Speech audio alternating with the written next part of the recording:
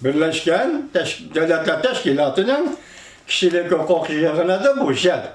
20'den artık Garp devletleri Japonya'nı koşkanda bayanat ilan kılıp, müracaat ilan kılıp Cungo'nun cezalarını takaşını talep kıldı.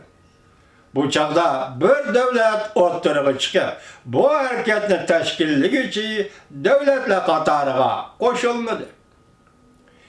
Çakırık'a koşulmadı. Çakırık'a mışının ulan nait ağız uçuraydıgan bir tertip kila tayınım kaldı. Bu çakırık mışının bilen Birleşken Devletler Teşkilatı'nın kişilik hukuk komiteti de nait ağız uçuraydıgan bir tertipkila tayınıp kaldı. Bayanat rehberlik kılgıcı bolmagan bir ahvalda kaydı köre çıkışka erişilmedi.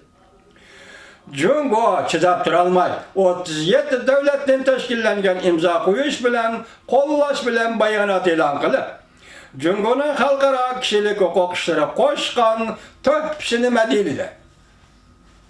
Körü vatanımızma dünyanı dostum, vatandaşım.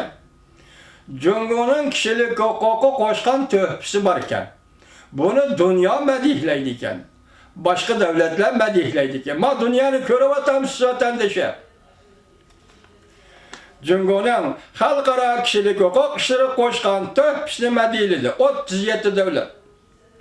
Bu 37 devlet rehberlik kılganlar cümleden İslam Hemkarlık Teşkilatı.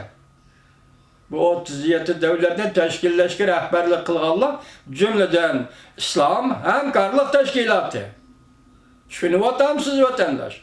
İslam Hemkarlık Teşkilatı. Tabi azad devletler.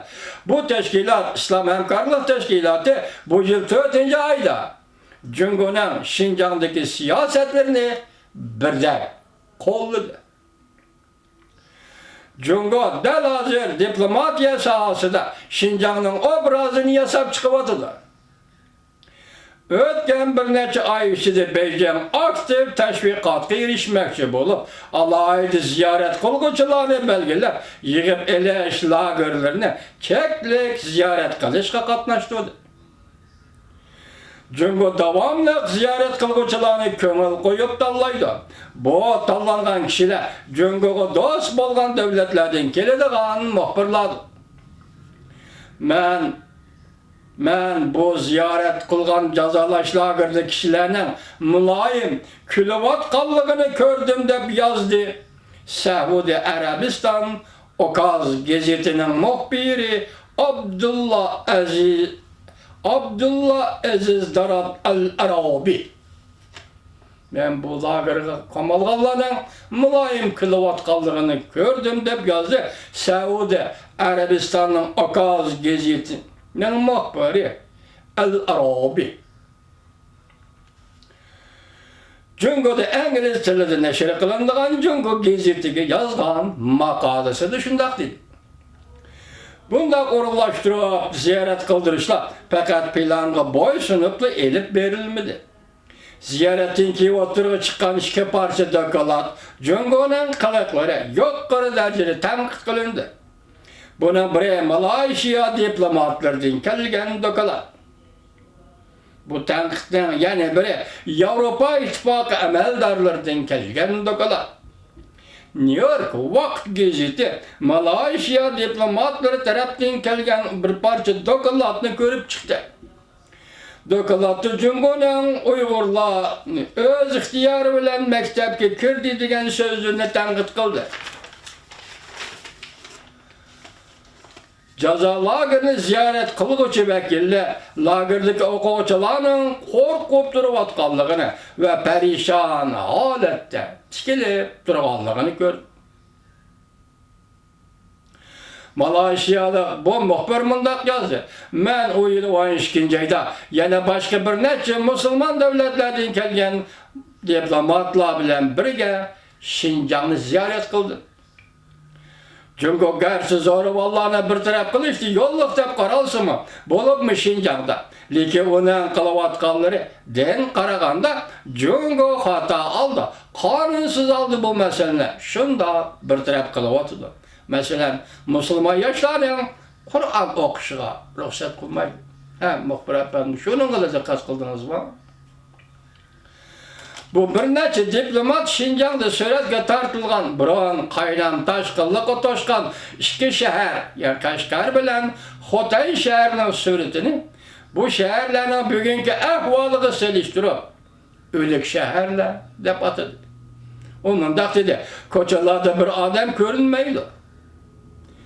Cungo belki zorballık tehdidini bahane kılıp, Uygur Müslümanlarını tazalaş, ta ki ula biz Cungo'nun grejdanı digilice tazalaş ve şunda kılıştı, maksat kılın.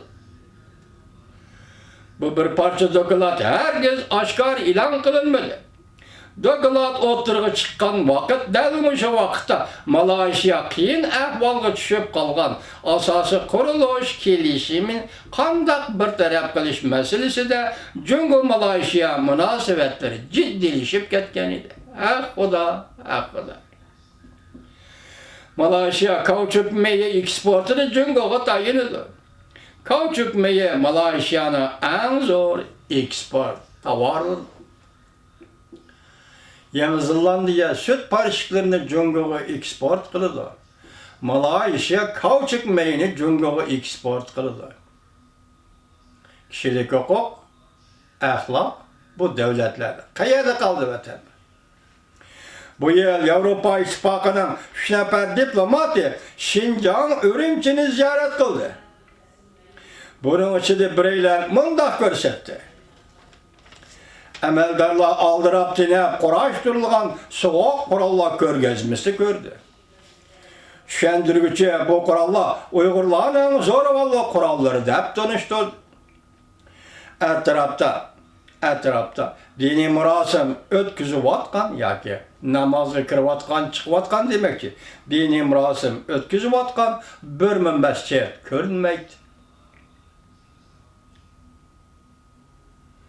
Bir yeslini ziyaret kılgan buldu. Yeslide balala Kompartiya yaxşı dep nakşat dağlavat attı. Bir ceza lagerda bir sınıf okuguçılar partiyani medihlep nakşa etip attı. Bu vakti bir Uygur yigit biz bargan bir diplomattık biz bilen bille bargan. Bir diplomatның köziga tikilip durup koluga işgal selingan kıyafette bir işare kıldı.